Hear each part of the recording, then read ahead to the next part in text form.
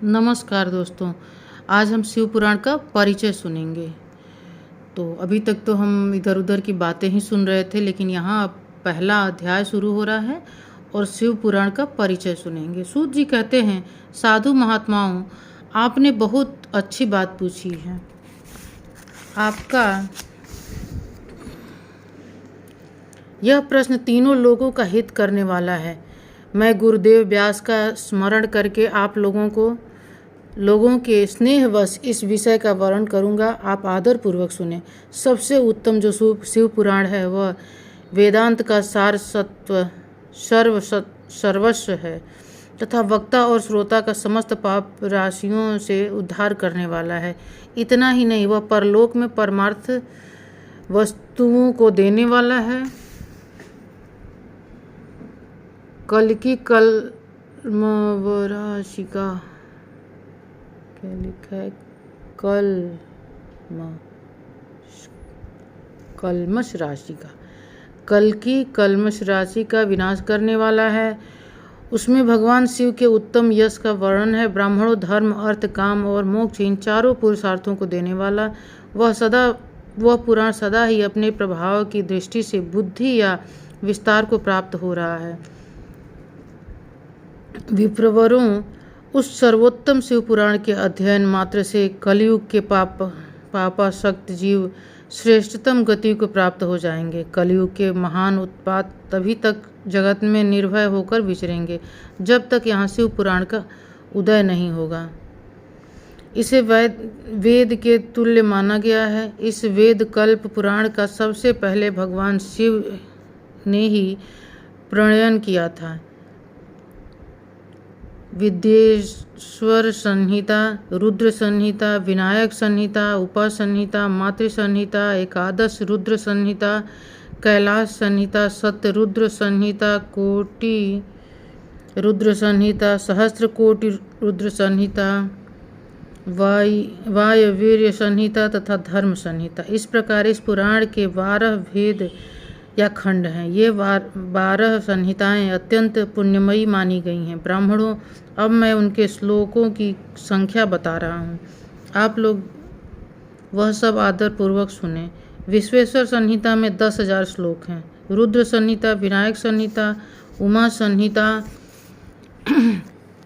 और मातृ संहिता, इनमें से प्रत्येक के 8-8 हजार श्लोक हैं।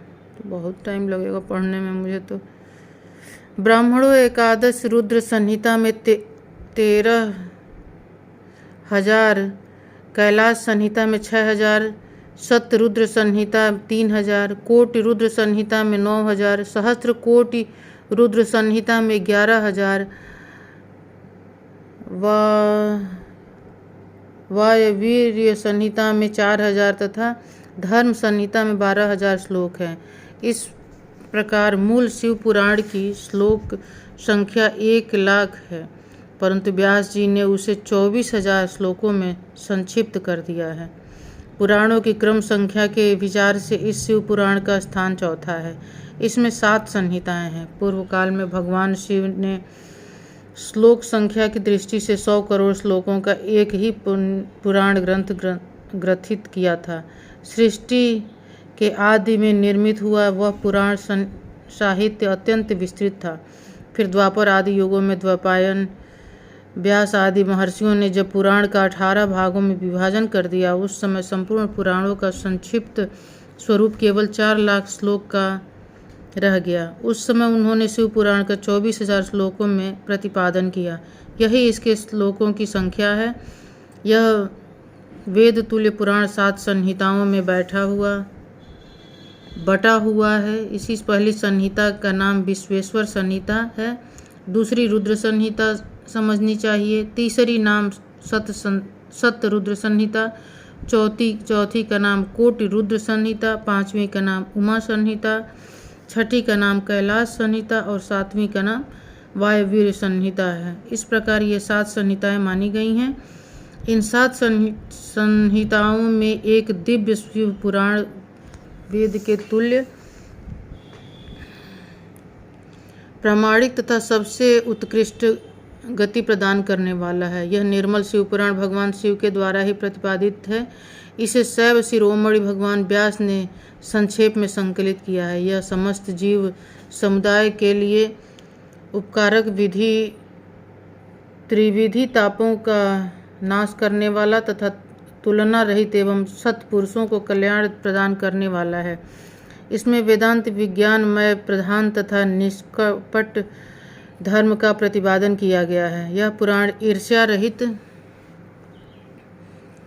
अंतःकरण वाले विद्वानों के लिए जानने की वस्तु है। इसमें श्रेष्ठ मंत्र समूहों का संकलन है तथा धर्म, अर्थ और काम इस त्रिवर्ग की प्राप्ति के साधन का भी वर्णन है। यह उत्तम शिव पुराण समस्त पुराणों में श्रेष्ठ है। वेद वेदांत में वेद रूप में विलसित परम वस्तु परमात्मा का इसमें गान किया गया है। जो बड़े आदर से इसे पढ़ता है, सुनता है, वह भगवान शिव का प्रिय होकर परम गति को प्राप्त कर लेता है। तो ये पहला अध्याय हुआ। हर हर महादेव।